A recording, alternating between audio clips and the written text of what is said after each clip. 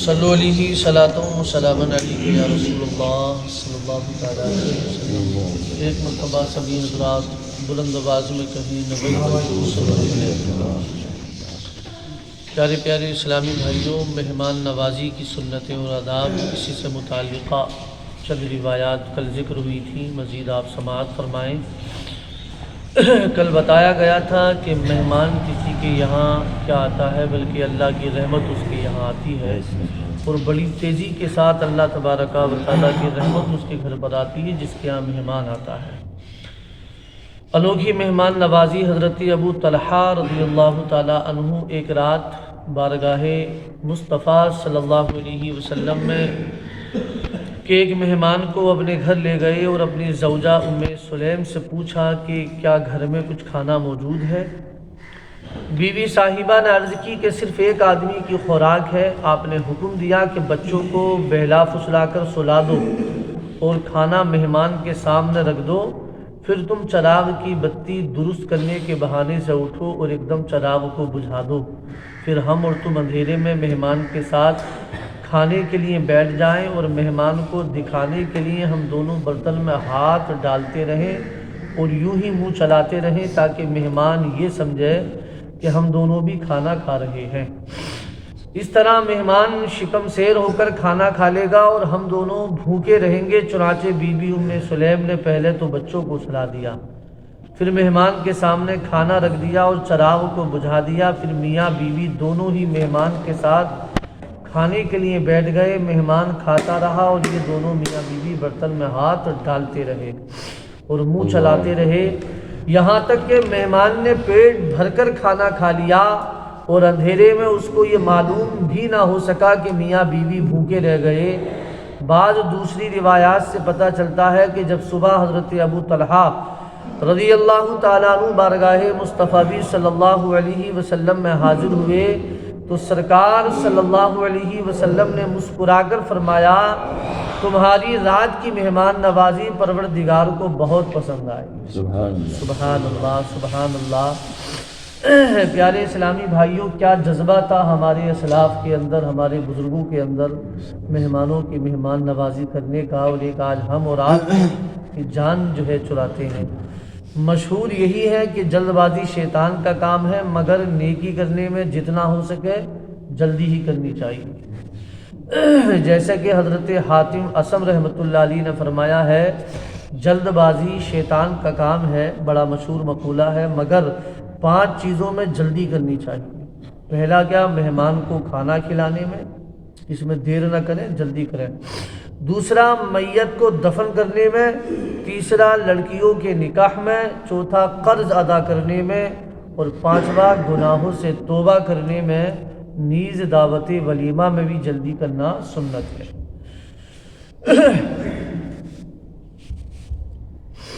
سرکار مدینہ صلی اللہ علیہ وآلہ وسلم نے فرمایا، جو شخص چاہتا ہے کہ اللہ اور اس کا رسول صلی اللہ علیہ وسلم اسے دوست رکھے تو اسے چاہیے کہ مہمان کے ساتھ کھانا کھائے۔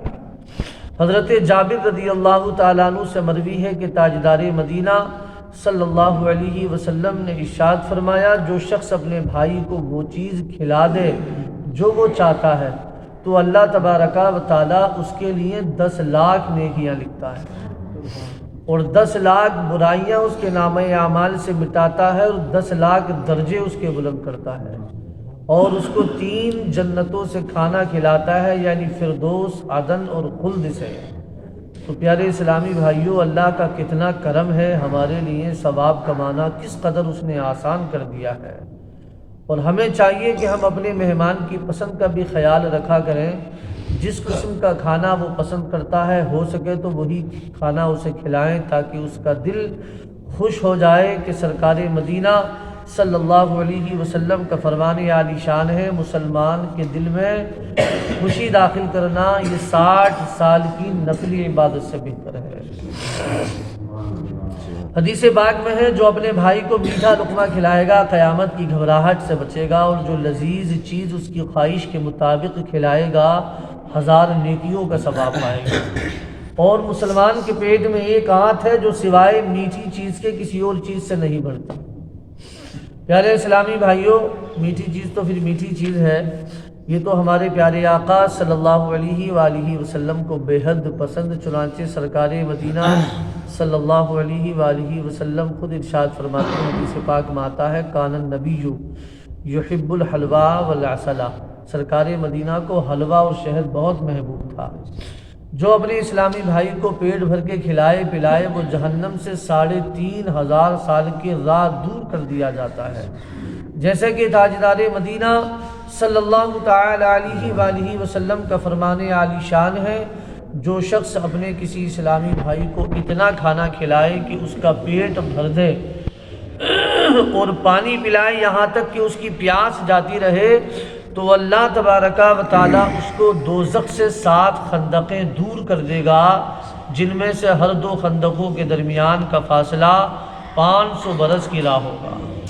سبحان اللہ۔ پیارے پیارے اسلامی بھائیوں، اپنے بھائیوں کو کھلانے پلانے سے کوئی کمی نہیں آتی، اس سے فائدہ ہی فائدہ ہے، محبت بھی بڑھتی ہے۔ حضرت سیدنا امام حسن مجتبی رضی اللہ تعالیٰ عنہ کثرت سے لوگوں کی دعوت کیا کرتے تھے۔ امام حسن کثرت سے لوگوں کی دعوت کیا کرتے۔ کسی نے عرض کیا، یا شیخ لا خیر فی الاسراف، یعنی فضول خرچی میں کوئی بھلائی نہیں۔ کسی نے آپ سے کہا کہ فضول خرچی میں کوئی بھلائی نہیں، تو آپ نے جواباً ارشاد فرمایا، لا اسراف فی الخیر، یعنی خیر میں اور اچھائی میں کوئی فضول خرچی نہیں۔ سبحان اللہ۔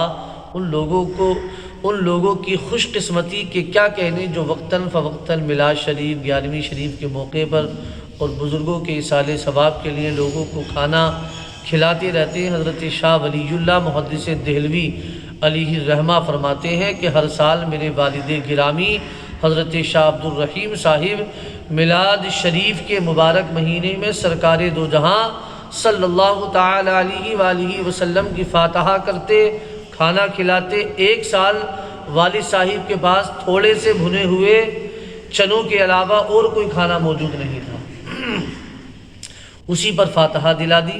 رات سوئے تو قسمت جاگ اٹھی، کیا دیکھتے ہیں کہ سرکار مدینہ صلی اللہ علیہ وآلہ وسلم تشریف فرما ہے، لبوں پر مسکراہٹ پھیلی ہوئی ہے، اور وہی چنے بھی سرکار صلی اللہ علیہ وسلم کے پاس رکھے ہوئے ہیں۔